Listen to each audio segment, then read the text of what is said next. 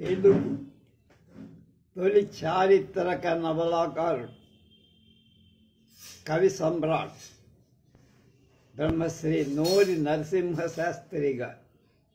నాకు తెలిసి తొలి చారిత్రక నవల నారాయణ భట్ మొదటి భాగం 22/7/20. ఇంతకీ ఎవరు ఈ నోరి నరసింహశాస్త్రి గారు? ప్రముఖ కవి. 1900లో జన్మించారు ఆయన. 1978లో మరణించారు.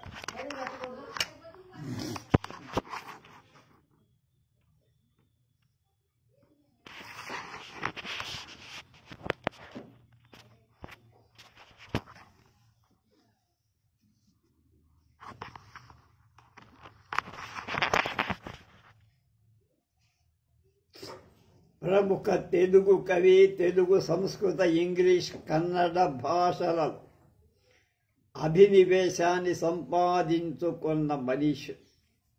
సాహిత్య శాస్త్ర అవలోకనలు, ప్రాచీనాంధ్ర కవిత పరిశీలనలు, అధునాతన సాహిత్య నిర్మాణంలో, సాంస్కృతిక అధ్యయనంలో, నవ్య సాహిత్య సమీక్షలు శాస్త్రి గారు గంభీరమైన పరిశ్రమ చేశారు. సాహిత్య ఉద్యమంలో అగ్రేసరులుగా ఉన్నారు. 1900 సంవత్సరం జూన్ 2వ తేదీ హనుమత్ శాస్త్రి, నోరి హనుమత్ శాస్త్రి మహాలక్ష్మి దంపతులకు గుంటూరులో జన్మించారు. పూర్తి పేరు వెంకట లక్ష్మీ నరసింహ శాస్త్రి, BA-BL. 1925లో BA-BL పట్టభద్రులు. వృత్తిరీత్యా న్యాయవాదులైన, ప్రవృత్తిరీత్యా సనాతన ధర్మవాది. శ్రీ కళ్యాణానంద భారతీ స్వామి వారి వద్ద దీక్ష స్వీకరించి విజ్ఞానంద అనే నామాన్ని ధరించారు. సాహితీ సమితి కార్యదర్శిగా, రాష్ట్ర సాహిత్య అకాడమీ ఉపాధ్యక్షులుగా పనిచేశారు. నవ్య సాహిత్య పరిషత్తును నెలకొల్పారు. గీతమాలిక, భాగవత అవతరణం పద్యనాటిక, సోమనాథ విజయం నాటకం, ఖేమా భిక్కుని, వరాగమనం, ఆత్మమృతి, తేనెతిట్ట, పతంగయాత్ర, స్వయంవరం, షణ్ణవతి ఇవన్నీ నాటికలు కాదు. నారాయణ భట్టు నవల, రుద్రమదేవి నవల, వాఘీరా, అజంతా ఎల్లోరా గురించి అక్కడ వాఘీరా నవల, ఇంకా అనేక కథలు, వ్యాసాలు. కవి సమ్రాట్ అనేది వారి బిరుదు.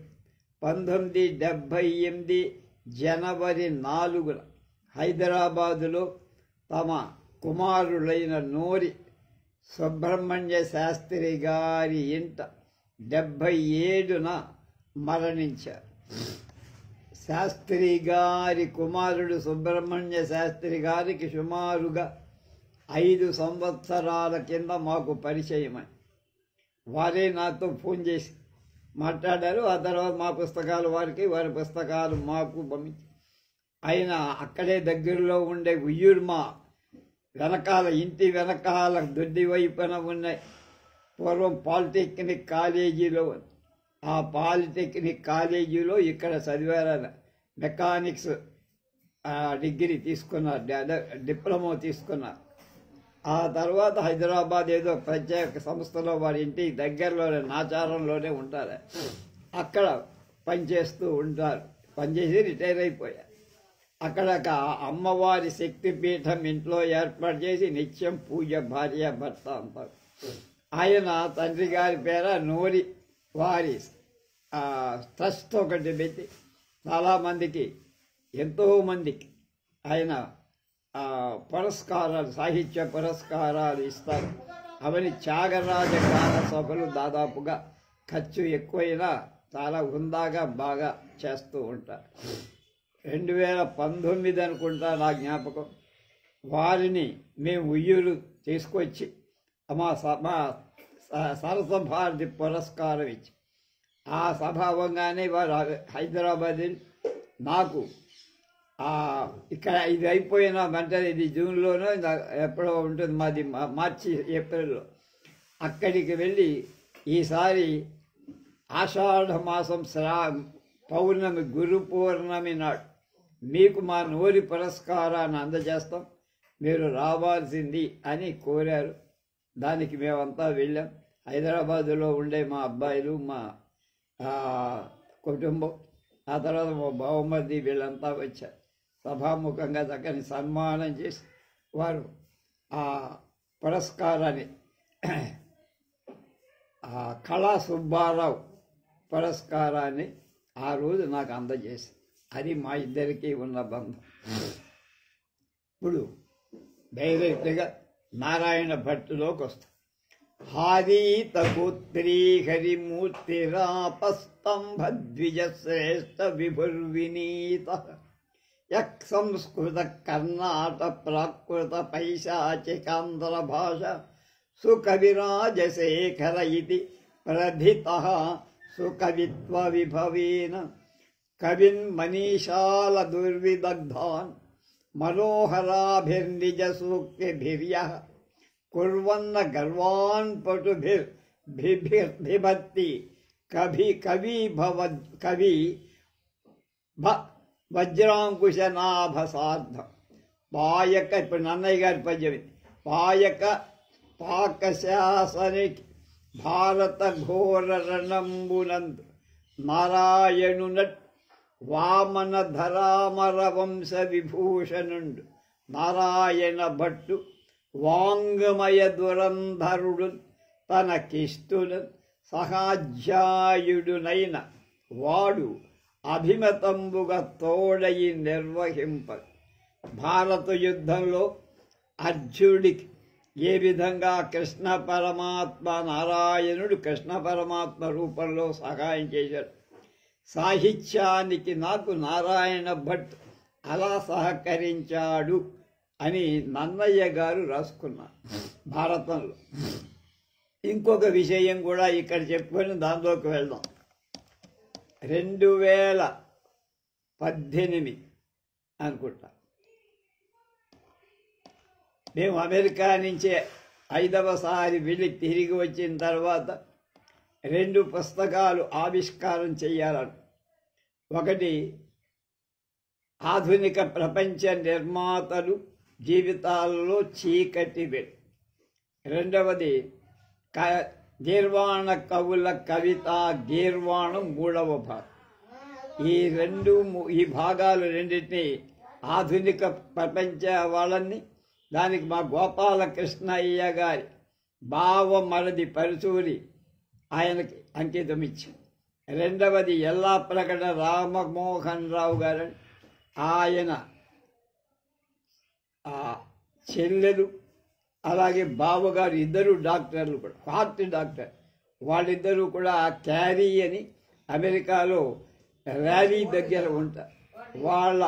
వాళ్ళిద్దరికీ అంకితం ఇచ్చి ఈ సభ వాళ్ళంతా రేపల్లె దగ్గర వాళ్ళు, రేపల్లెలో జరగాలని మా గోపాలకృష్ణయ్య గారి అభిమతం.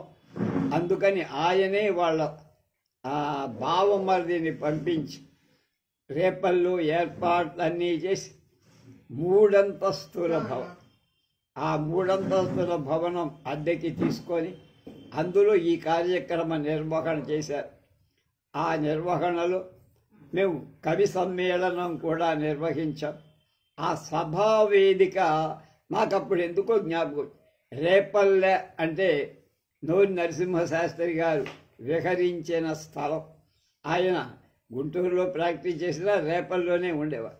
అందువల్ల ఆ సభా వేదికకు నోరి నరసింహశాస్త్రి గారి వేదిక అనే పేరు పెట్టి మేము ఆ కార్యక్రమాన్ని చేసి అక్కడ ఆయన ఒక చిత్రపటాన్ని కూడా నేను సంపాదించి నెట్లోంచి ఆ ఫోటోకి దండ వేసి ఆ లబ్ధ ప్రతిష్ఠులైన వాళ్ళందరినీ పిలిచి సన్మానం చేసి కార్యక్రమాన్ని ఆ 2 పుస్తకాల ఆవిష్కరణ చేశాం. అది దీనికి నేపథ్యం కూడా. పీఠిక చెప్తున్నారు ఎవరు? నరసింహశాస్త్రి. అనాదిగా ఈ పవిత్ర భూమిలో భారత ధర్మం పాదుకొనివది. దాని ఎన్నో కాలవాయువులు పెకలించటానికి ప్రయత్నించి అయినా ఇవాల్టికి అది నిశ్చలంగా నిలిచివది. అది ఇతరుల కంటబడకుండా ఏదో గుహా గహ్వరాలు అజ్ఞాతంగా మాటుపడి ఉండి ప్రాణరక్షణ గావించుకున్న నిరుపయోగమైన వృక్షమేం కాదు.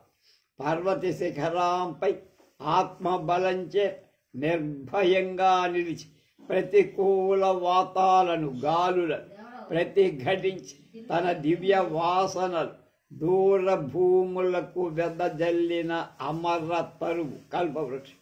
ఆ కల్పకానికి దోహదమునర్చిన మహానుభావుడు మనకు నిత్య స్మరణీయ. అలాంటి వాళ్ళ చరిత్ర ఎన్నిసార్లు విన్న విసుగు పుట్టించ. చరిత్ర రచన పరమావధి. అలాంటి పుణ్యపురుషుల గుణాను కీర్తనమే. ఈ ఆశయముతోనే శ్రీమద్ రామాయణ మహాభారతాలు పురాణాలు పూర్వ కవులు రచించారు. ఇప్పటికి 900 సంవత్సరాల క్రింద తెలుగుదేశంలో రాజమహేంద్రంలో అలా స్మరింపదగిన 3 పవిత్ర మూర్తులు ఉన్నారు. ఒకరు నారాయణ భట్, రెండవ వారు మన ఆదికవి నన్నయ్య భట్, మూడవ వారు వీళ్ళిద్దరి పోషకుడు రాజరాజ నరేంద్ర రాజు. కలికాలజ దోష తుషార సంహతిని దువ్వుగా దోపిన తేజోమూర్తులు వారు. మార్గదర్శకులుగా ఉండటం చేత ఆంధ్రవాణి ఇతర భాషలకు లేని విశిష్ట ప్రభావం ఏర్పడింది. ఆంధ్ర భాషా సంస్కృత విశిష్టత సంపూర్ణంగా గ్రహించినప్పుడే ఇవాళ స్వతంత్ర భారతం స్వరూపం ఏమిటో మనకి అర్థమవుతుంది. మహాభారత ఆంధ్రీకరణం ఒక్క ఆంధ్రుల చరిత్రలోనే కాదు, భారతీయ చరిత్రలోనే ప్రధాన ఘట్టం. దూరంగా ఒకానొక విదేశ రాజు భరత భూమిని కొల్లగొట్టడానికి వచ్చారు. మధ్య దేశం దక్షిణాత్యులతో చెలిమి చేసి అఖండ భారతాన్ని నిర్మించ యత్నం జరిగింది. మహాభారతం అఖండ భారతాన్ని చిత్రించారు. మహాభారతం వలనే అంటే దానిలాగా భారత ధర్మం కూడా విశ్వజనీనం. అది మనస్సులో ఉంచుకొని బహుకాలం మనన చేయగా ఈ నవల నాకు భాసనకొచ్చింది. ఇందులోని సుగుణాలన్నీ ఆ 3 మహనీయుల కథా స్మరణ చేత కలిగి, ఇందులోని దోషాలన్నీ నా లోపాలు. నాకు సాధ్యమైనంత వరకు ఆ కాలపు చరిత్ర సంపాదించా. అందులో కృషి చేసిన 4 వ్యాసాలు చదివా. ముఖ్యంగా ఆంధ్రుల చరిత్ర, రాజరాజ నరేంద్ర పట్టాభిషేక సంచిక ఆమూలాగ్రంగా పఠించా. ఆంధ్ర భారత రచన నాటి ఉజ్వల చరిత్ర ఈ నవలలో చిత్రించాలని నా భావన. ప్రధాన పాత్రలే కాక అనేక ఇతర పాత్రలు కూడా ఆ కాలంలో నిశ్చయంగా ఉన్నవాళ్ళు. ఆనాటి చరిత్ర భాషించటం వరకు మాత్రమే ఇది సత్యదూరం కాదు అని నా విశ్వాసం. ఆంధ్ర వారపత్రికలో ఇది మొదట ప్రచురింపబడిన నాటి నుండి అనేక మంది పండితులు సహృదయులు దీనిపై చూపుతూ వచ్చిన ఆదరానికి నేను కృతజ్ఞ. నందమపూడి శాసన కాలమే ఈ కథాకాలం. అది విజయనామ సంవత్సరం 901. ఆ రోజుల్లో పంచాంగం గురించి ఇచ్చిన మా మిత్రుడు దైవజ్ఞ సార్వభౌమ వేదార్థ ప్రవీణ బ్రహ్మశ్రీ చెవుకొల వెంకటరమణ శాస్త్రి గారు ఉయ్యూరులో మా ఇంట్లో అద్దెకున్నారని చెప్పుకున్నాం. వారికి నా నమస్కారం. ఇక ఆంధ్ర పత్రికాధిపతులైన శ్రీ శివలంక శంభు ప్రసాద్ గారు ముందు ఆంధ్ర పత్రికలో, తర్వాత పుస్తక రూపంలో దీన్ని వారే ప్రకటించారు. నాకు వారికి కలిగిన మైత్రి నారాయణ భట్టు చిహ్నమై వెలసి వారికెంతయు నేను కృతజ్ఞుణ్ణి. ఈ నవలను ఆంధ్రపత్రిక, ప్రభ, భారతి, పేరింగ, కిన్నెర, జాగృతి, హిందూ ఇలాంటి ప్రసిద్ధ పత్రికలన్నీ ఆదరంతో సమీక్ష చేశాయి. డాక్టర్ నేలటూరి వెంకటరమణయ్య గారు, మోచెల రామకృష్ణయ్య గారు, మాడబాటి హనుమంతరావు గారు, మోటుపల్లి రామారావు గారు, రామానుజరావు నాయుడు, శ్రీమతి కాంచనపల్లి కనకాంబ గారు మొదలైన పెద్దలెందరో సదభిప్రాయాలు ఇచ్చారు. తెలుగు భాషా సమితి వారు 1950లో ఉత్తమ నవలకిచ్చిన బహుకృతి దీనికి ప్రసాదించారు. అంటే 50 సుమారుగా 50, 20, 75 ఏళ్ళైపోయింది నవల వచ్చి. ఆంధ్ర, మద్రాస్, హైదరాబాద్ ఉత్కళ విశ్వకళా పరిషత్ దీన్ని పాఠ్య గ్రంథంగా నిర్ణయించి అభిమానాన్ని చూపాయి. ఈ నవలను సంక్షిప్తం చేసి ఈయగా the Orient Publishing Company Tenali proprietor Shri Mulugu Subrahmanya Sharma గారు ప్రకటన. అది ప్రస్తుతం ఆంధ్ర, మద్రాస్, హైదరాబాదులో స్కూల్ ఫైనల్ విద్యార్థులు పాఠ్య గ్రంథంగా నిర్ణయింపబడి పఠింపబడి అది చదివిన ఈ సంపూర్ణ గ్రంథం చదవడానికి ఉత్సహిస్తారని నా విశ్వాసం. అందరి ఆదరాభిమానాలు ఉండటం చేత 2వ ముద్రణ చేయాల్సి వచ్చి దీని మీద అభిమానం చూపిన పెద్దలకు, పత్రికలకు, సంస్థలకు, పాఠకులకు కృతజ్ఞ. భారత ధర్మాభిమానులైన సౌహృదయులు పరస్పరం తెలుసుకోవటానికి ఈ నారాయణ భట్టు ఏమాత్రం సహాయం చేసిన అంటే నవల నేను కృతజ్ఞుణ్ణి. రేపల్లె 16/12/54 నోరు నరసింహశాస్త్రి గారు 2వ ముద్రణ కింద అప్పుడు రాసినప్పుడు చెప్పిన మాట.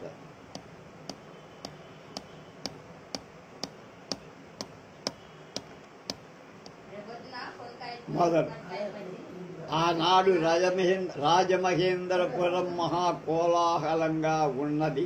ఆయన కొంచెం గ్రాంధిగా మాట్లాడితే నేను దాన్ని సింప్లిఫై చేసి మామూలు వ్యవహారకంలో చెప్తా. విద్యార్థులకు ఆట విడుపు, సామాన్య ఉద్యోగులకు సెలవు, క్రీడా కుశలులకు తమ నేర్పు ప్రదర్శించటానికి సమయం. ఈ క్రీడా వినోదములు ఈ విధంగా వారం రోజులు జరుగుతాయి. అప్పటికి 5 ఏళ్ల నుండి కింద రాజరాజ నరేంద్రుడు నిజ ప్రతాపంచేత వేంగి రాజ్యం మీద దండెత్తి వచ్చిన కర్ణాటక సైన్యాన్ని ఓడించి పారదోడు. అలాగే అప్పుడే కర్ణాటకుల మిత్రమై వచ్చి తన సవతి సోదరుడైన విజయాదిత్యుని కేవల వాత్సల్యం చేత తన వశం చేసుకున్నాడు. ఈ విజయ ద్వంద్వ జ్ఞాపకార్థం ఏటేటా ఇలాంటి ఉత్సవాలు చైత్రశుద్ధ దశమి నుండి జరిగేవి. ఈ విజయనామ సంవత్సర నిజ చైత్ర మాసంలో మరింత వైభవంతో జరపటానికి సిద్ధం చేస్తున్నారు. ఈ ఉత్సవాలు చూడటానికి వేంగి రాజ్యం నలుమూలల నుండి కాక ఇతర భాగాల నుండి రాజపుత్రులు, వీరులు, సంపన్నులు వచ్చారు. వారి విడుదలకై అంటే వాడు ఉండటానికి రాజమహేంద్రంలోని మందిరాలు చాలా పొలం బయట ధవళగిరి వరకు అనేక పటకుటీరాలు నిర్మించి సమర్థులైన శిల్పులు ఆ భాగాలను రమ్యంగా వాసయోగ్యంగా నిర్మాణం చేశారు. చుట్టుపక్కల జనపదాల నుండి నగరానికి మూగిన జనసమూహం అసంఖ్యాకం. ఆ పట్టణంలో రథ, గజ, అశ్వాదులు స్వేచ్ఛగా విహరించు విశాలమైన రాజమార్గమే ఇవాళ జనులతో కిక్కిరిసి అందులో మనుషులు నడవటానికి అసాధ్యంగా ఉంది. రాజమండ్రి బజార్లంటే భయంకరం. కానీ ఎలాగూ ఒక చోట అవకాశం చేసుకొని ఐంద్రజాలికి ఒక ఒడకడు తన విద్యా మహిమ చూపిస్తాడు. అతడు అప్పుడే ఒక మామిడి టెంక నాటి వెంటనే దాన్ని మొలిపి మరొక క్షణంలో పరక్షణంలో కాయలు కాయించి అందరికి కాయలు పంచారు. అది గారడి. ఆ కాయలు రుచి చూడగా అవి కొందరికి తీయగా, కొందరికి పుల్లగా, మరికొందరికి చేదుగా, వాళ్ళ స్వభావాన్ని బట్టి రుచి మారుతుందని ప్రేక్షకుడు నిరూపించి వినోదం కలిగిస్తున్నాడు. మహారాజు అంగరక్షకులలో ఒకడైన రాజమయ్య అటు పోతూ ఇది చూసి ఏమిటో తెలుసుకొని ఒక మామిడి ముక్క రుచి చూసి అది కటిక చేదుగా ఉంటే ముఖం చిట్లించి ఉమ్మేసి మాట్లాడకుండా తల వంచుకొని వెళ్ళిపోయారు. కొంత దూరం పోయే వరకు ఊరకుండి ఐంద్రజాలికుడు రాజమయ్యను అనుకరిస్తూ ముఖం అసహ్యంగా చిట్లించి అందరినీ నవ్వించి మరొక ప్రదేశంలో దొమ్మరుడు డోలేస్తూ గడ ఎక్కి చిత్ర విచిత్రాలైన మొగ్గలు వేసి చూసేవాళ్ళకి ఆశ్చర్యం కలిగిస్తున్నారు. నవయౌవనులు యవ్వనం తొణికెసలాడుతున్న ఒకానొక దొమ్మరిపడుచు చూసే చూపులలో పలికే మాటలతో చేరిన వారి మనస్సులను మొగ్గలు వేయిస్తారు. నాగరాజొకడు గంతులేస్తూ బుద్ధ జాతక కథ గాథగా పాడుతూ చెబుతారు. అది వినటానికి పేదలందరూ తోసుకుంటూ వచ్చి వింటారు. ఇంకొక తోట పండిత వేషంతో సుఖాసీనుడై మగడు నాథపురాయణం కొంత వచనంగా, కొంత పాటగా, కొంత పద్యంగా చెప్పుతారు. అది కూడా వినటానికి బాగా ఉంది. అశేష జనాన్ని హేళన చేస్తూ పగటి భాగవత్ అనేక వేషాలతో పట్టణంలో అన్ని దిక్కులు తిరుగుతారు. వారిలో ఒకడు రాజమయ్యను చూసి దగ్గరకు వెళ్ళి, నీదెంత చక్కని ముఖమయ్యా అని స్తోత్రం చెయ్యటం ప్రారంభించి స్వభావ సిద్ధంగా వికృతమైన చూపులు గల ఆ అంగరక్షకుడు మరింత వికృతంగా అతని వంక తేరి చూసి క్రీడా ద్వీపం వైపుకు త్వరగా వెళ్ళిపోయారు. ఆ పట్టణంలో అన్ని వినోదాలు జరుగుతున్న ఒక పక్క ఎప్పుడూ విని కని ఎరగని గొప్ప సంత ఒకటి జరుగుతుంది. ఆబాల గోపాలమైన జనంలో అధిక సంఖ్యాకులు క్రీడా ద్వీపాన్ని గోదావరి లంకకి ఉత్కంఠతతో పోతున్నారు. ఆ ద్వీపం ధవళగిరికి ఎదురుగా గోదావరి పట్టణం సమీపంలో. ఆ మధ్యనున్న గోదావరి పాయ అంత పెద్దది కాదు. ధనవంతులు, రాజబంధువులు, రాజోద్యోగులు ఎవరు నావల మీద వాళ్ళు ఆ పాయ దాటి వెళ్తున్నారు. ఆ నావలు మనోజ్ఞమైన పెద్ద హంసల్లా గోదావరి నిండి కన్నుల పండుగగా ఉంది. పేదలు మాత్రం నావలతో తాత్కాలికంగా కట్టిన వారధి మీద పాదచారులై ఆ ద్వీపం చేరు. రాజమయ్య కూడా అలాగే వెళ్తున్నారు. ఎవరో ఒక కొత్త పురుషుడిలా ఛాయల అతన్ని అనుగమిస్తున్నారు. కానీ అది అతడు క్రీడా ద్వీపం చేరితే కానీ గమనించలేకపోయాడు. అప్పుడు వెనుదిరిగి చూడగా ఆ ఛాయా పురుషుడు జనంలో కలిసి అదృశ్యమైపోయాడు. తన వెంట ఎవరో వస్తున్నారు, ఎవరో అతనికి తెలియదన్నమాట. ఈ ద్వీపాన్ని ఈ ఉత్సవ కాలంలో తప్ప ఇతర వేళల ప్రత్యేక అనుమతి లేనిది ఎవరూ ప్రవేశించటానికి లేదు. మేము రాజమండ్రిలో 1963-64 మేము బిఈడి ట్రైనింగ్ చేస్తున్నప్పుడు సాయంకాలం మా మిత్రులు ఉండేవాడు. నేను, వారణాసి సుబ్బయ్య, వేదాంతం కృష్ణమూర్తి, ఒక ఆయన ఉండే ముసరాజు సుబ్బారావు గారు మాకంటే. మేమంతా జిగిని దోస్తులుగా ఉండేవారు. సాయంకాలం అయ్యేటప్పటికీ అందరం కలిసి నేను హాస్టల్లో ఉండేవాడిని, వాడు బయట ప్రైవేట్. మేమందరం కూడా గోదావరి కట్టిన చేరి అక్కడిని చిన్న ఒక డింగీని మాట్లాడుకొని ఇందాక చెప్పిన లంకల్లోకి వెళ్ళి అక్కడ కాసేపు కాలక్షేపం చేసి మళ్ళా వెనక్కి తిరిగి హాస్టల్కి వచ్చేవారు. కనుక ఇతర వేళ అక్కడ ప్రవేశం లేదు. ఇక్కడనే రాజపురుషులు భటులు రణ విద్య కూడా నేరుస్తారు. నానావిధ శస్త్ర ప్రయోగాలను చూడటానికి వీలు. ఖడ్గ యుద్ధాలు, బాణ ప్రయోగాలు, శక్తి కుశోల కొంత పాతాలు ప్రవర్తిస్తారు. మల్ల యుద్ధాలు జరుగు. పురాణ కాలం నుండి కూడా ఆంధ్ర మల్లులే భారతదేశంలో అగ్రగణ్యులైన మల్ల ఆచారు. వారిని జయించు ఆశతో అటు పంచాలం నుండి ఇటు కేరళ నుండి మల్లులు వస్తూ ఉండేవారు. గజ విద్యా ప్రదర్శనం కూడా జరిగేది. మధ్య సామాన్య జన వినోదార్థం పొట్టేళ్ల పోటీ, కోళ్ల పోటీ, డ్యాగల పోటీ కూడా నిర్వహించారు. ఈ క్రీడా ప్రదర్శనానికి అర్ధచంద్రాకారంగా రమ్యమైన రంగస్థలం ఒకటి ఏర్పాటు చేశారు. దానిని అనేక రంగులు కల ధ్వజ సమూహాలతో అలంకరించి ఒక్కొక్క సామంత కులానికి ఒక్కొక్క విధమైన ధ్వజాలు ఉండేవి. అలా ఒక్కొక్క శ్రేణికి ఒక్కొక్క ధ్వజం. కానీ అన్ని ధ్వజాల కంటే ఉన్నతమై కాంతివంతమై ఇతర ధ్వజ ప్రభలు తమలో జీర్ణం చేసుకొని చాళుక్య రాజుల వరాహ ధ్వజం. చాళుక్య రాజుల పతాకం ఏంటి? ఆది వరాహం, దాని మీద చిహ్నం. ఆ వరాహ ధ్వజాలు అన్నిటికంటే ఎత్తుగా ఎగురు.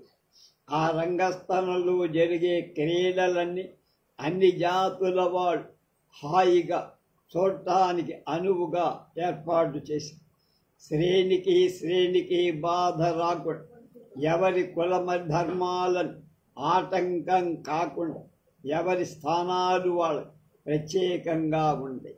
అప్పుడు రాజభటులు ప్రజల యందు ఆదర గౌరవాలు చూపుతూ రాజశాసనాన్ని తప్పనిసరిగా పాటిస్తారు.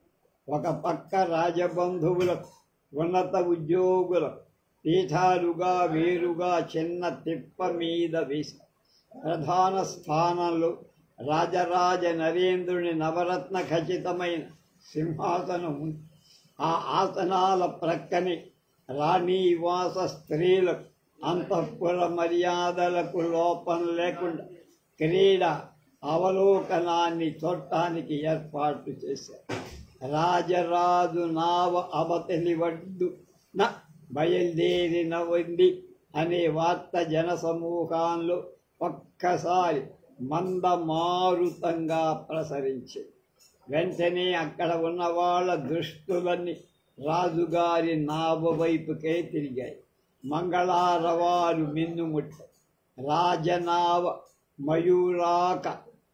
మయూర ఆకారం కలిగింది. మయూరం తెలుసు కదా. అందులో మధ్య భాగంలో దేదీప్యమానమైన మందిరం ఉంది.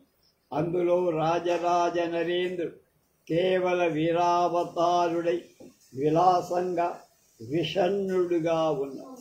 అతని దక్షిణ పార్శ్వంలో యువరాజు రాజేంద్ర దేవుడు, ఎడమవైపు సవతి తమ్ముడైన విజయాదిత్యుడు. నావికుడు మనోజ్ఞ వర్ణాలు కల కోలలు వేస్తున్న ఆ నావ మంజుల నాదంతో జలతరంగాలపై నృత్యం చేస్తున్నట్లుగా ముందుకు నడుస్తూ పింఛం విప్పి నటించే శ్రేంకారం చేస్తున్న నీలకంఠం నెమలిని అనుకరిస్తారు. రాజరాజు ఆసనంపై ఉన్న ఛత్రాన్ని 6 శిరస్సులతో నిపుణంగా శిల్పి రచించి అందున్న రాజరాజ నరేంద్రుడు సాక్షాత్తు కుమారస్వామిలాగా కనబడు. మయూర వాహనం కుమారస్వామి కనుబట్టదు. కుమార విద్యాధరుడి ఉత్తమ చాళుక్యుడు అనిపించుకున్నాడు. ఆ నావ కూపక స్తంభం మీద ఎత్తి ఉన్న వరాహధ్వజం కుమారస్వామి ధరించే శక్తి ఆయుధాన్ని తన శోభను దశ దిశా వ్యాప్తాలు చేస్తుంది. రాజనావకు ముందు బల్ల కూర్పు చేసిన చిన్న నావ ఒకటి దారి చూపిస్తారు. అందులో ముఖమందిర భాగంలో నర్తకి ఒక ఆమె మహారాజుకు ఎదురుగా మహాభారతంలో కుమార అస్త్ర విద్యా ప్రదర్శన ఘట్టాన్ని అభినయిస్తోంది.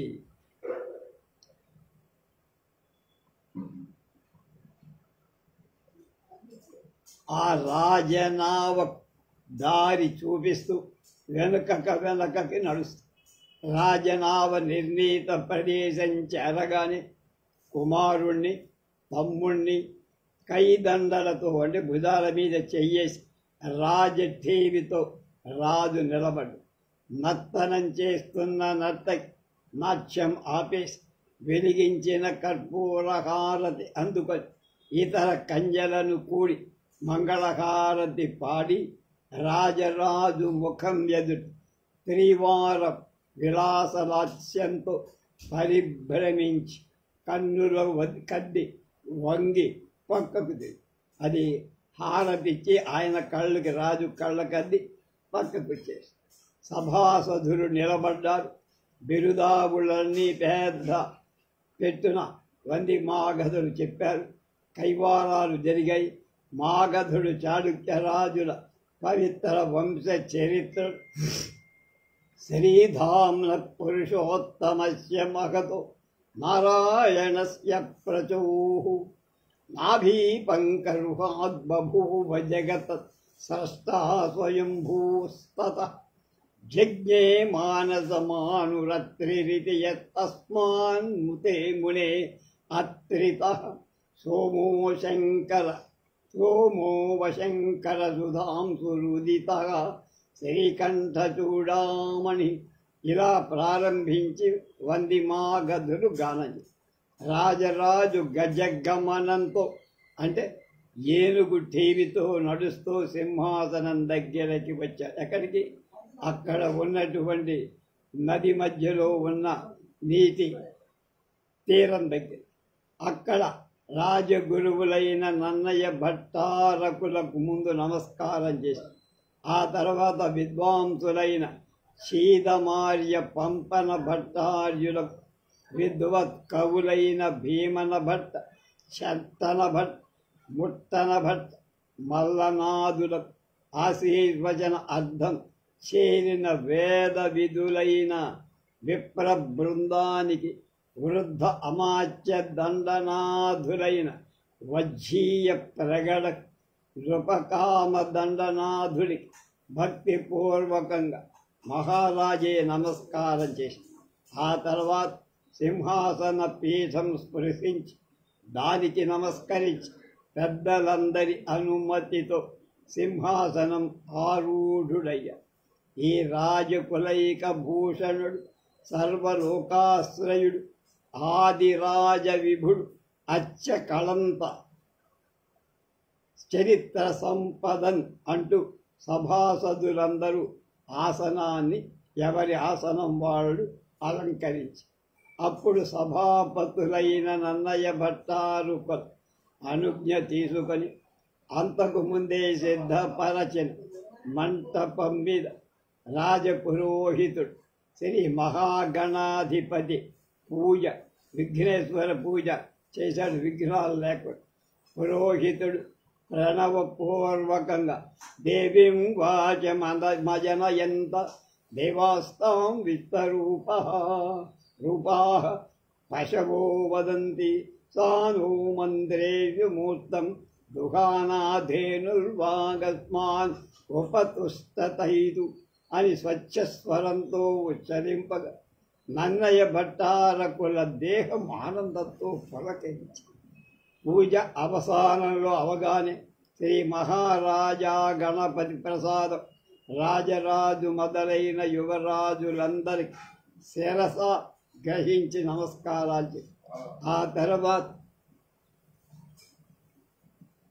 భూసురుడు పుణ్యాహ వాచకం కర్ణాపర్ణంగా పర్వంగా జరిగి ఒక్కసారిగా మంగళకరమైన పంచతూరీయ నాద మిన్నుముట్ట కలిగి ఆ శబ్దం ఉపశమింపగానే పార్శ్వవర్తి అయిన రాజదూత ఒక విశద గంభీరమైన కంఠ నానాటి కార్యక్రమాన్ని ఆ రోజు కార్యక్రమం ఏమేం జరగాలి వాటినన్నీ చెప్పారు. ఈ ఉదయం అశ్వశిక్షణ ప్రదర్శనం, సాయంత్రం విద్యాగోష్ఠి, ఇప్పుడు వెంటనే అశ్వశిక్ష ప్రారంభమవుతుంది అన్నారు.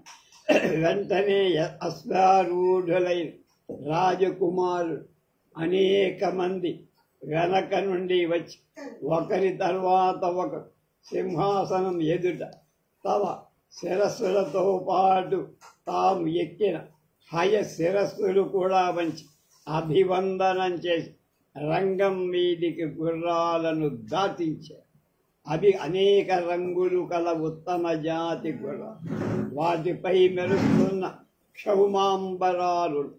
ఆస్మికులు కూడా ఆయా అశ్వ వర్ణాలకు పటాలకు అనుకూలించే చిత్ర వర్ణాలు గల వస్త్రాలు, గుర్రాలు ఏ రకమైన వాటితో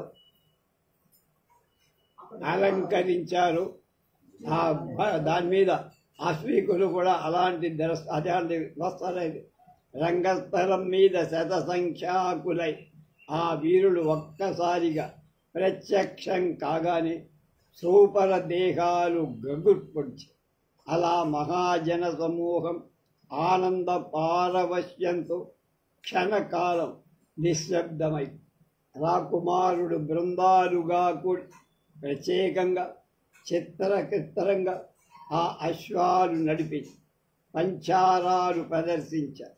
యుద్ధ క్రీడల వీర ఉత్సాహాన్ని, నాగరక క్రీడల విలాసాన్ని ఆ ఆస్తికులు ఎరుగుదు. అశ్వారూఢులై శూల కుంతాది ప్రయోగాలను, కందుక క్రీడలు బహువిధాలుగా చూపించారు. పోలు అంటామే, అది బంతి ఆట వాళ్ళు ఆడారు. వాళ్లలో చాలామంది చాళుక్య రాకుమారులు, కొందరు చోళ రాజపుత్రులు, కదంబులు, గాంగులు, పల్లవులు, ఉన్నత పదవులుగా సామంతులు, దండనాథులు కూడా ఉన్నారు. కానీ వాళ్ళందరూ నాగరకులను విశేషంగా ఆకర్షించింది కుమార సప్తకం, అంటే 7 కుమారు. విజయాదిత్య, విమలాదిత్య, విక్రమాదిత్య, విష్ణువర్ధన, మల్లప్ప, కామ, రాజమార్తాండు అనే పేర్లు గల 7 సోదరులు. వారి పితామహుడు బేట విజయాదిత్యుడు వెంగి రాజ్య సింహాసనం ఎక్కారు. అతడు పద్యపాలన చేసిన 15 రోజుల్లో అయిన స్వల్పకాలంలోనే దీనులకు, మత విద్యా సంస్థల లెక్కలేనన్ని దానాలు చేసి ఆ దానాల స్మృతి ప్రజల్లో ఇంకా ఉంది, మర్చిపోవాలి. అలాగే ఆ రాకుమారుల తండ్రి సత్యాశ్రయుడు కూడా శస్త్రజీవి అయి అనేక దేశాలు తిరుగుతూ గజనీ మహమ్మద్దును జయించిన అనంగపాలుడి బహుకాలం తోడు నీడగా ఉండి విక్రమానిచు వార్ధక్య దశలో కుమార సప్తకంతో రాజరాజు కొలువు చేరి కుమారులను అతడికి అప్పగించి నిశ్చింతగా చనిపోయి సత్యాశ్రయుని ఉపదేశం వలనని రాజరాజ నరేంద్రుడు ముందు అశ్వదళాలు వృద్ధి చేసుకోవాలని తెలుసుకొని ఆ ప్రయత్నంలో ఉన్నాడు. తండ్రి గతించిన దాది కుమారు రాజరాజు మన్ననలు పొందుతూ మిక్కిలి వితరణ కలవారై అందరికి ఆదర పౌరవ పాత్రుడై మెలుగుతున్నాడు రాజు. ఇలా కొంత ప్రదర్శనమయ్యాక మహారాజ అనుమతి నంది యువరాజు, అంటే రాజరాజ నరేంద్రుడి కొడుకు రాజేంద్ర దేవుడు విజయాదిత్యుడి కుమారుడి శక్తివర్మ రంగభూమిలో ప్రవేశం. దానితో జనాల మధ్య కోలాహలం పట్టశక్యం లేకుండా పోయి ఆ సంతోష ఘోష గోదావరి నది యొక్క గర్జనను మించిపోయి రాజేంద్రదేవుడు ముఖంలో కళ్యాణ చిహ్నం ఒకటి తప్ప మరి ఎక్కడ మత్సలేని పాల రంగు గల అజానేయ అనే అజానేయం అంటే గుర్రాన్ని ఎక్కాడు. దానిపై ఉన్న పటవస్త్రం నీలం అంచులు గల హరిద్రా వర్ణము కలిగింది, పసుపు రంగు. అతడు ధరించిన పట్టు వస్త్రాలు జరీ జిలుగు చేసిన దాడిమి కుసుమ ప్రభవి అంటే దానిమ్మకాయ రంగు. అతడి శరస్త్రాణంపై వరాహ లాంఛనం స్ఫుటంగా మధ్య భాగంలో, దాని కింద పద్మం, రెండు ప్రక్కల దీపస్తంభాలు, ఆపై వింజామరడు, శంఖం, అన్నిటిపై అడ్డంగా అంకుశం, దానిపైన అష్టమీ చంద్ర రేఖ చిత్ర వర్ణాలతో చిత్రించి ఉంది. అతని మెడలో యవ్వరాజ్య పదవికి చిహ్నమైన వజ్రకంఠిత సూర్యకాంతులు ప్రతిఫలింపచేస్తూ వేలాడుతుంది. వజ్రకంఠిక వజ్రంతో చేయబడిన ఆభరణం. శక్తివర్ణ అశ్వం రక్తవర్ణం కలిగి ముఖంలో మాత్రం పద్మాకారం గల తెల్లని మత్స పొందిదారు. దానిపై వస్త్రం తెల్లగా ధగధగలాడు. అతడు ధరించినది ఆకుపచ్చని చీనాంబరాలు. ఆ రాకుమారులిద్దరూ ఒకళ్ళకి ఒకరు తీసిపోని ఎరుపుతో కలిసిన బంగారు వంటి దేహఛాయ కలవు. ఇద్దరి మూర్తులు మహాసుందరంగా. అందులో శక్తివర్మ తెలుగుదేశంలో పెరిగినవ. అతని తల్లి కళింగ రాజపుత్రి. అతనిలో తెలుగుదనం మూర్తిభవి. యువరాజు అలా కాదు. అతనికి 2 తరాల నుండి మాతృపక్షంలో అవిచ్ఛిన్నంగా చోళ సంబంధము. అతడి పితామహి అంటే మా నాయనమ్మ కుందవ మహాదేవి సింహళంపై విజయయాత్ర చేసిన రాజరాజ చోళ చక్రవర్తి కుమార్. తల్లి అమ్మంగదేవి గంగానదీ తీరం వరకు దిగ్విజయం చేసిన గంగైకొండ రాజేంద్ర చోళుడి ముద్దు కుమార్తె కనుక ఆ చక్రవర్తి పేరే ఇతడి కూడా పెట్ట. ఇతడు జన్మించింది మొదలు మాతామహుని అంటే అమ్మ తల్లిదండ్రుల దగ్గరనే. అతని నామకరణం కాలంలో పెరిగాడు. సాముద్రికులు ఇతన్ని చూపించి నిర్వచించితే సార్వభౌమ యోగ్య శుభలక్షణాల వలన ఇతడు మాతామహుడికి విశేష ప్రీతిపాత్రుడై చోళరాజ్యాన్ని చోళరాజపుత్రుల సాహచర్యంతోనే విద్యాభ్యాసం చేశాడు. తల్లిదండ్రుల దర్శనానికి నియమిత కాలం మాత్రం ఈతడు రాజమహేంద్రవరం వచ్చేవాడు. అలాగే ఈతడి ధర్మపత్ని కూడా చోళరాజకుమార్తె. అన్నిటి వల్ల యువరాజు ముఖభంగిమలో, తీరులో, కదలికలో దాక్షిణాత్య లక్షణాలు స్పష్టంగా అతడు మాట్లాడు తెలుగులో కూడా కొంచెం అరవ తెలుగు కనబడుతుందన్నారు. దాక్షిణాత్యుల యాస నెల్లూరు యాస సుమారుగా సూక్ష్మంగా తెలుగు జన సమూహం వాళ్ళిద్దరిలో శక్తివర్మపై పక్షపాతంతో తిలకించటంలో వింత ఏం లేదు. ఎందుకంటే తెలుగువాడని. అశ్వ పరిశ్రమలో కూడా వాళ్ళిద్దరిలో కొంచెం భేదం కనపడుతోంది.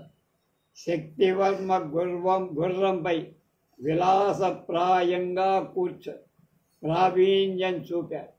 ఎంత అసాధ్య కార్యమైన నిర్వర్తించిన అతని ముఖంలో చిరునవ్వు ఎప్పుడు మాయమయ్యేది కాదు. అతని ఆత్మవిశ్వాసం సూపరులకు మహా ఆశ్చర్యం కలిగి ఒకానొక పరిశ్రమలో అతడు విఫలుడైన దాటించడంలో గుర్రం కాలికి పొద చిక్కుకున్న నీటి గుంటపై నుండి గంతులు వేయించటం, నీరు చింది వస్త్రాలు తడిసిన అది పరిగణింపక సఫలుడైన వాడిలాగానే ముందుకు వెళ్ళిపోయేవాడు. అలాంటి ఎడల తజ్ఞుడు తప్ప ఇతరులకు ఆ లోపం తెలియదు, అంత సూక్ష్మం. మరియు అతని అంగాలలో యవ్వనం నిండి లావణ్యంతో ప్రకాశిస్తూ. రాజేంద్ర దేవుడు అలా కాదు, అంటే యువరాజు శక్తివర్మ కంటే కొంచెం చిన్న, నవయౌవనం ఇంకా నిండల. యవ్వనం పూర్తిగా విరియటానికి ముందు యువకులు సర్వసామాన్యంగా కనపడే అసంపుష్టి అతని అంగాలలో ద్యోతకం, అంటే నాట్ ఫుల్లీ మెచ్యూర్డ్ అంటేనే అది. 8 హస్తాలు దుమికించటానికి అవసరంగా 10 హస్తాలు దుమికిస్తారు, కొంచెం ఎక్కువగా. విఫలుడైన దానిలో సఫలుడయ్యే వరకు అది మళ్ళా ప్రయత్నిస్తూనే ఉంది. అతడు అశ్వ పరిశ్రమలో శక్తివర్మకు ఏమాత్రం తీసిపోకపోయిన శక్తివర్మ ఉత్తీర్ణుడిలా యువరాజు ఇంకా అభ్యసించాల్సిన వాడిగా కనపడుతున్నాడు.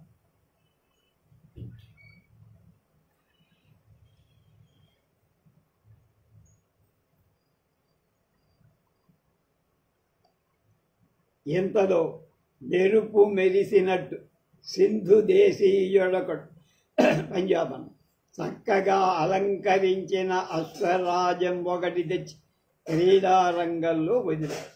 దాని ముఖంపై బంగారు పట్టం ఒకటి వేలాడుతుంటే ఒక రేకు. దీన్ని అధిరోహించి స్వారీ చేయగలవారు ఈ అశ్వం. ఎవరైతే దీన్ని లొంగ తీసుకొని స్వారీ చేస్తారో వాళ్ళకి ఇచ్చేస్తా ఫ్రీగా అని రాయబడి ఆ అర్థం గల యవభ్రంశ ప్రాకృత భాషలో రాయబడి. ఈ క్రమభంగానికి వృద్ధామాచ్యుడు వజ్జీయ ప్రజ్ఞ ముఖం చిత్రించి అతడు ఎలాంటి సూచన చేయకముందే రాజనరేంద్రుడు ఉత్సాహంతో ఈ అనుకున్న కొత్త వినోదాన్ని అనుమతించి రాజదూత రాజాజ్ఞను ప్రకటించగానే ఒక్కుమ్మడిగా అన్ని వైపుల నుండి రాజకుమారుడు, వీరుడు, అశ్వశిక్షకులు నేను నేను నేను అంటూ తోసుకొని రంగస్థలం మీదికి ఉరికారు. అలా ప్రేక్షకులలో నుండి వచ్చిన వారిలో వికృత ముఖంలో ఉన్న రాజమయ్య ప్రత్యేక అందరి చూపుల దృష్టిలో పడి దండనాథులలో జననాథుడు, ముప్పరాజు, వడ్డవాడి చోడయ, వీరంగొట్టన చోడన, వీరంగొట్ట సూరయ, జంతుర్వాటి సూరన, రాపట్టి వేతయ, సరుదువాణాంటి వీర చోడండు ముందుకు వచ్చింది. రాకుమారులెందరూ ముందుకు, కానీ వారితో యువరాజు రాజేంద్ర దేవుడు కూడా ముందుకు. అది చూడగానే దండనాథులంతా యువరాజు దగ్గరకు వచ్చి వంగి నమస్కరించి క్రీడలలో నుండి తొలగి వెనక్కి వెళ్ళిపోయి రాజు అంగరక్షకులలో ఒకటి ఆ రోజున సేవా విరతి చేస్తున్న రాజమయ్య కూడా అలాగే వందనం చేసి సగౌరవంగా వెనక్కి తగ్గారు. అతడు తొలగుట చూసి జన సమూహమంతా పరిహాసంగా కేకలు వేసి అతడిని గమనింపని వాడిల నిశ్చలంగా ఒక పక్క ఒదిగి వినయ విధేయతతో నిలుచుంది. ఇలా యువరాజుతో పోటీ చేయటం ఇష్టం లేక అందరూ విరమించారు. కానీ మిగిలిన వారిని భటులు రాజాజ్ఞ చేత 2 బారులుగా నిలబెట్టారు, 2 గ్రూపులన్న. అందులో సామాన్య జనుల వైపు రాజపుత్రుడు రెండవ వైపున ఉన్నారు. సామాన్య జనుడు ఒకవైపు, రాజపుత్రుడు ముందు సామాన్య జనుడు ఒకరి వెంట ఒకరు రావటానికి అనుజ్ఞ ఇచ్చారు. మొదట వచ్చేవాడి అడుగుల శబ్దం వినబడగానే అంతవరకు శాంత్యవతారంగా ఉన్న ఆ సింధురం గుర్రం మెరకు మెరిసినట్లు అతడి ముఖంపై వెనక కాళ్లతో దూరంగా తన్నేశాడు. రెండవ వాడు మెలకువతో దగ్గరగా మెడ విదిరించి పక్కకు తోసేశాడు. ఇంకొకరి ఎదురు వచ్చి కుమ్మేశాడు. ఈ విధంగా ఎందరినో ఆస్తికుల అనుకున్న వాళ్ళని అనేక విధాలుగా పరాభవించింది ఆ సింధు రాజ్యం. అంతటితో ఆ ప్రయత్నించే సామాన్య జనం భయపడి నెమ్మదిగా పక్కకొచ్చి చూడవచ్చిన జనం అనేక విధాలైన పెద్ద శబ్దాలతో కేకలు రాజపుత్రుడే మిగిలారు. మామూలు జనం అందుకోలేక వారికి అంతట ప్రయత్నం చెయ్యటానికి ఆజ్ఞ అయి ముందు మేఘగిరినాథుడైన నాగరాజు వచ్చాడు. అతడికి మేల్కంబర్పుడు మలయ భాస్కరుడు అనే బిరుదుడు. పూర్వం విదుడు రాజరాజ నరేంద్రుడితో విరోధించిన కాలంలో విజయాదిత్యుడికి సహాయం చేసి పరాక్రమంతుడు కుంపులు అనే గ్రామాన్ని బహుమానంగా పొందినవాడు తక్కువవాడు. విజయాదిత్యుడితో రాజరాజ నరేంద్రుడికి సంధి అయిన తర్వాత కారుణ్యం వల్ల అతన్ని దండింపగా సోదరుడు ఇచ్చిన గ్రామం సదత్తాం పరదత్తాం వాయో హరేత వసుంధర షష్టిర్వర్ష సహస్రాన్ని విష్టాయాం జాయతే క్రిమి అనే వ్యాసశాసనం వల్ల గౌరవంతో అతనిని జీవికగా అనుభవించటానికి అనుజ్ఞయించి అతడి పూర్వ విక్రమం జనులందరికీ తెలుసు కనుక అతడు రంగం మీదికి రాగానే ప్రేక్షక జనంలో ఉత్సాహం కలిగి ఆ నాగరాజు భక్తితో బౌద్ధుల త్రిశరణాలు బిగ్గరగా స్మరించి చాకచక్యంతో ఆ గుర్రం కళ్ళెం పట్టుక ఒక్కసారిగా సంతోష పారవశ్యంతో జనం కేకలు వేసి కానీ ఆ సంతోషం ఎక్కువసేపు నిలబడ అశ్వారోహణం చేయబోతున్న అతన్ని అది దూరంగా తోసవుతారు. జనుల కేకలు హేళనగా మరి ఆ తరువాత ఆ సైంధవం గుర్రం తనను సమీపింపకుండా చిందులు తక్కింది. భయపడిపారి అతడి సిగ్గుతో పక్కకి వెళ్ళక తప్పల.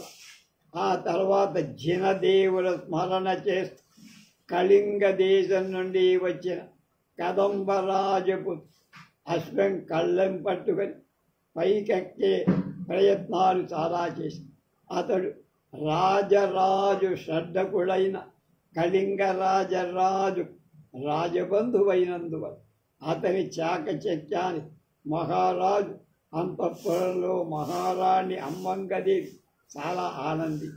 కానీ ఎన్ని మారుడు దాన్ని ఎక్కే ప్రయత్నం చేసినా అది రానివ్వల. అతడు కాయవారు దేహం వ్యాయామ సహమైన శరీరం అయినందుకు అతడు చాలాసేపు ప్రయత్నించాడు కానీ అలసిపోయి విరమించి అలా ప్రయత్నించిన వాళ్ళు అలసిపోవాలే కానీ ఆ గుర్రం ఎవ్వరి వశం కావటం దాని చురుకుదనం క్షణక్షణం ఎక్కువైపోయి అది చూసి నిరాశతో కొందరు రాజకుమారు వెళ్ళి మనం పరాభవం పొందడమే అని సంక్షేపించుకొని జారుకుంది. సత్యాశ్రయుని కుమార సప్తకాలలో మల్ల అవలీలగా ఒక్క త్రుటిలో ఆ అశ్వాన్ని ఎక్కారు. రాజు రాజబంధువులు దండనాథుడు జనసమూహం దాన్ని శ్లాఘిస్తారు. ఆ జయఘోష ఇటు నుండి అటు ఒక్కసారిగా ప్రసరించి గోదావరి నదిని దాటి ధవళగిరి సానువులచే భీషణంగా ప్రతిధ్వని. శాంత గోదావరి గర్భంలో ఆ ప్రతిధ్వని ఇంకా ఉపశమించక ముందే అంతట నువ్వు హాహాకారాలు చల్లు. మల్లప్ప స్థూలకాయ్. అకస్మాత్తుగా వాడు బంతిలాడు ఆకాశంలోకి ఎగిరి నేల మీద పడి చచ్చిపోయినట్టుగా పడి. వెంటనే రాజభటులు వైద్యం చేసి అపాయం లేదు, మూర్ఛపోయాడు అని చేతులెత్తి కేకలు వేశాక ఆ కోలాహలం శాంతి. మల్లప్ప శైత్య ఉపచారాలు చేసే మిషతో అతని సోదరులు 6 అశ్వారోహణ ప్రయత్నం మానేస్తారు. వారితో పాటు శక్తివర్మ మల్లప్ప స్థితి విచారించటానికి అక్కడికి చేరారు. ఇక మిగిలింది యువరాజ రాజేంద్ర దేవుడొక్కడే. అతడు మాత్రం దీక్ష వల్ల అశ్వం వెంట వచ్చిన సింధు దేశీయుడు వేంగీ రాజ్యంలో ఈ అశ్వను ఎక్కగలవాడు లేనట్టేనా అని ఒక సవాలు విశారు. నలువైపులా అకంభావం చిరునవ్వుతో చూశారు. యువరాజ్ ఆ సింధు దేశీయుడు తీవ్రమైన దృష్టితో చూస్తూ ఆ గుర్రం వైపు నిశ్చలంగా అడుగులు వేసి అతడి టీవీ చూసి మాతృదేవత అమ్మంగడి దేహం ఆనందంతో పొంగి కళ్ళు చెమలే. పితామహి అయిన కుందనాదేవి ఏమగుదో అని భయం పోయి పితృవ్య విజయాదిత్యుని దేవేరి అయిన మేడమ మహాదేవి తన కొడుకు తొలగిపోయినందు తల వంచుకొని శక్తివర్మ పక్కకు చూడు. శక్తివర్మ భార్య వీర రాజేంద్రుడనే చోళరాజపుత్రిక యవ్వన సహజమైన సిగ్గు వంటి సిగ్గు చూడు. యువరాజు ప్రత్ని మధురాంత పరకేసరి రాజేంద్రుడనే చక్రవర్తి సోదరుడి పుత్రి. ఆమె నిజ భర్త వీరావతారాన్ని చూసి మురిసిపో. అది చూసిన అమ్మంగదేవి ఆనందం పెరిగి అంతఃపుర జనం అలా ఉన్న.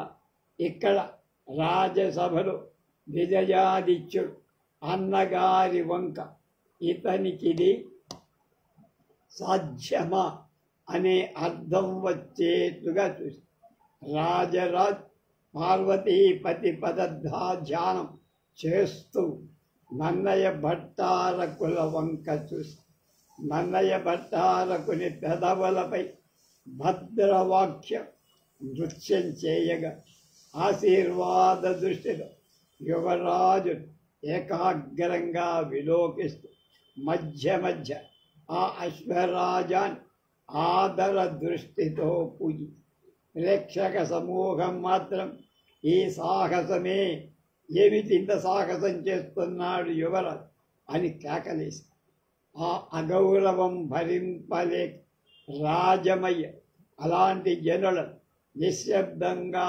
ఉండమని వారించి యువరాజు అశ్వాన్ని సమీపించిన కొలది జనులలో సందడిని పట్టశక్యం లేకుండా పోయి ఎంతలో పుణ్యాహవాచన బురత్యన బ్రాహ్మణ సమూహం నుండి ఒక బ్రాహ్మణుడు తొందర పడుతూ నత్తి మాటలు రాజపుత్ర ఆగు అంటూ యువరాజు ముందుకొచ్చి అతడి దేహం చెమటలు కాదు. రాజేంద్రుడు దేవుడు నివ్వెరపడి క్షణకాలం ఏమిటి ఈ క్రీడాభంగం స్వామి అని వజ్జీయ ప్రగడ ఆ బ్రాహ్మణుని ప్రశ్న. ఆ గుర్రం నాది అన్న. ఆ బ్రాహ్మణుని మాటలకు ఒక్కసారిగా రాజబంధువులలో అంతఃపుర జనంలో నవ్వుకొని నిజం వీడు దొంగ అని ఆ బ్రాహ్మణుడు ఆ సింధు దేశీయుడిని నిర్భయంగా నిర్దేశించి చూసి సైంధవుడు ఎందుకో స్తబ్దుడై చివరికి వణకటం ప్రారంభించి వజ్జీయ ప్రగడ ఆ బ్రాహ్మణుడి వంక ఆ గుర్రం వంక ఆ సైంధవం గుర్రం వంక దృష్టితో చూశారు. ఇంతసేపు మీరెక్కడ ఉన్నారు స్వామి అని ప్రగ్గడ స్వరం వినబడి అది విన్న వాళ్ళంతా నవ్వారు. నిద్రపోతున్న స్వామి అన్నారు. తడుముకుంటుండగా ఆ బ్రాహ్మణుడు ప్రత్యుత్తరం అలా చెప్పి, అంత నిర్భయంగా అబద్ధమాడుతున్నాడని జనమంతా పొట్టలు పగిలేట్టుగా అన్నారు.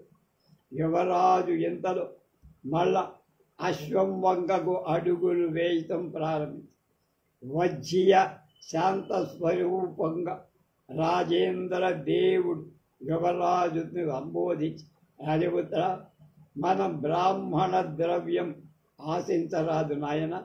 ఆ అశ్వం ఈ బ్రాహ్మణుడిదా, దాన్ని అతనికి ఇచ్చి వచ్చేసేయ. అది నిజమో పరిహాసమో ఎరగక యువరాజు ఏం చెయ్యటానికే తోచ అక్కడి నుంచి వచ్చి ఈసారి వజ్జీయ కంఠధ్వని బిగ్గరగా విని, యువరాజా, ఆ బ్రాహ్మణుడు ఆ గుర్రం తనది అంటున్నాడు. దాని యజమాని నిర్ధారణ కానిది ముఖపట్టం వల్ల స్వత్వం సంక్రమింపది. ప్రస్తుతం ఈ ప్రయత్నం నుండి విరమించడం వృద్ధుల పెద్దల సమ్మతం. రాజనరేంద్రుడు వజ్జీయ వంక ఆదర దృష్టి చుట్టూ కుందవాదేవి నిట్టూర్పు విడిచి అక్కడ జనసమూహం కేకలు మాత్రం అనుక్షణం పెరు. విధి లేక రాజేంద్రదేవ్ అడుగులు లెక్క పెడుతూ వీర అట్టహాసంతో బయటకు వచ్చేశారు. వజ్జియ, ఈ పట్టం ఎవరు కట్టారు ఈ గుర్రాన్ని? బ్రాహ్మణుడంటాడు, ఈ పట్టమేమిటి ప్రగ్గడా? వజ్జియ గుర్రం ముఖం వంక వేలితో చూపించి బ్రాహ్మణుడు అటువైపు చూసి కోపావేశంతో గుర్రం దగ్గరికి వెళ్ళి అతడి రౌద్రాకారం చూడగానే ఆ గుర్రం గడగడ వడికేసి క్షణకాలం ఆ ముఖపట్టం ఆ విప్రుడు హుంకార ధ్వని పూర్వకం లాగి దూరంగా పారేసి ఇలా చేస్తూ, నా గుర్రం ఇతరులకు దానం చేసే దొంగలను బంధించాలి అని ఒక గొప్ప సింహనాదం చేశారు. ఎంత స్పీడ్గా ఈ నవల రాస్తున్నారో చదువుతున్నాం మనం చూసాం. ఎక్కడికక్కడ సస్పెన్స్ అన్న. వజ్జీయ స్వామి, ఆ గుర్రం మీదని రుజువు చేయటాన్ని దాన్ని మీరు ఎక్కి ఒకసారి రండి. ఆ పైన మహారాజులకు మనవి చేసి ఆ సింధు తస్కరుడు తగు రీతిగా దండిద్దాం అని బ్రాహ్మణుడికే సవాల్ చేసి ఆ మాటలకు సైంధవుడు వెకిలి నవ్వునవు. ప్రగ్గడ చమత్కారం అందరికీ ఆనందం. ఆ బ్రాహ్మణుడు ఏమాత్రం సంకోచించక తత్తరపడుతూ ఉత్తరీయాన్ని నడుముకు బిగించి వంకర నడకదు ఆ అశ్వం దగ్గరికి వెళ్ళి ముఖపట్టం పారవేసింది. తర్వాత ఆది అంటే అయిన తర్వాత నుంచి అశ్వం బడలిన దానిలా నిస్సారంగా దాని పౌరుషమంతా తగ్గి అప్పుడు విప్రుడు దరి చేరగానే అశ్వం కళ్ళ వెంట నీరు కారుస్తూ నిలబడి, తల్లి రా, భయపడకు అంటూ ఆ బ్రాహ్మణుడు దక్షిణ హస్తంతో దాని ముఖాన్ని మృదువుగా నిమిర. తక్షణమే అది తన ప్రభువును బహుమానం ప్రాప్తించిన సాధుభావం పొంది కదలక నిలిచి, బ్రాహ్మణుడు దాని ప్రక్కకు పోయి నిలిచి ఆలింగనం చేసుకొని కొత్తగా అశ్వారోహణం చేసేవాడిలా ఎలాగూ పైకెగబాకి కూర్చి పెద్ద బంతిలా ఆకాశంలోకి అతడు ఎగిరిపోయే వినోదం చూడాలని వ్యగ్రులైన జనాని ఆశాభంగమై అలా అవటానికి మారుగా ఆ అశ్వరాజం రాజటీవితో నడవటం మొదలు. ఆస్తికుడు మాత్రం ఇటు నటు ఒరుగుతూ దాన్ని తోలటానికి చప్పట్లు కొడుతూ వచ్చి ఈ విధంగా అతడు రాజరాజ నరేంద్రుడు ఆసనం ముందుకు వచ్చి గుర్రం శిరస్సు వంచునట్టు చేసి ఆ తర్వాత అతడు వజ్జీయ వద్దకు వచ్చి ప్రజ్ఞల మిమ్మి ప్రతిజ్ఞ పాలించండి అన్న. మా ప్రతిజ్ఞ ఏమిటి అన్న. ఆ గుర్రపు దొంగలు శిక్షించాలి కదా అన్న. వజ్జయ రాజరాజు వంక చూస్తూ బ్రాహ్మణోత్తమ మీ పేరేమిటి అన్న. నా పేరు ఎందుకు నీకు అన్న. అక్కడ కూడిన జన సమూహంలో నన్ని అని తమాషాగా అందరూ కేకలు వేస్తుంటే ఆ కేకలన్నీ ఆకాశాన్ని మిన్నుముట్టాయి. వజ్జీయ ప్రగ్గడ దగ్గర చేరిన రాజమయ్య వంక చూసి సంజ్ఞ చేసినంతనే అతడా సింధు దేశీయుడు నిశ్చలంగా బంధించి తీసుకుపోయి నిర్దోషినని అతడు కేకలు వేస్తుంటే ఆలకించేవాడెవడూ లేడు. క్రీడా ప్రదర్శనాలకి విశ్రాంతి సూచిస్తూ మధ్యాహ్న ఘంటారవాలు వినపడగానే జనులంతా నవ్వి జరిగిన దానికి పొగుడుతూ వెళ్ళిపోయి ఆ సైంధవుడు ఆ పట్టణంలో ఏదో ఆవేశన యంత్రం వేశాడని మంత్ర కోవిదుడైన ఆ బ్రాహ్మణుడు దాన్ని విప్పి ప్రకృతికి మామూలుగా స్థితికి తెచ్చాడని జనవాదం ప్రబలి పంచతోర్యవపు సరంగ రాజరాజులు రాజబంధువుడు సామంత దండనాథుడు ఎవరి విశ్రాంతి స్థలాలు వాళ్ళు వెళ్ళిపోయారు. మిగతా కథ రేపు తెలుస్తుంది.